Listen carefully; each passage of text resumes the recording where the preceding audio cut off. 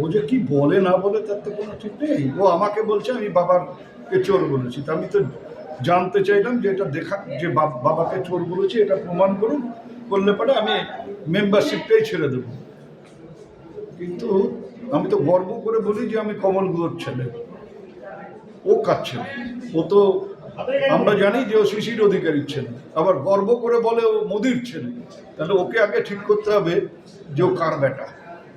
মানে যেভাবে উত্তপ্ত হলো বিধানসভা, এটা নিয়ে আর আমি কিছু বলবো না, কিন্তু যেভাবে আমাকে আক্রমণ করে বললো যে আমি বাবাকে আক্রমণ করেছি, আমি তো বাবাকে পলিটিক্যালি একটা সমালোচনা তার দল বা সেই সময় বামফ্রন্ট সরকারকে করেছি, নিশ্চয়ই সেটা করার অধিকার আমার আছে, কিন্তু আমি বাবাকে অস্বীকার করিনি। আমি গর্বিত সন্তান কমল গুহর। আর যে নিজের বাবাকে অস্বীকার করে নরেন্দ্র মোদীকে বেটা বলে নিজেকে ঘোষণা করে, তাকে তো আগে ঠিক করতে হবে যে তিনি কার ছেলে, কার বেটা।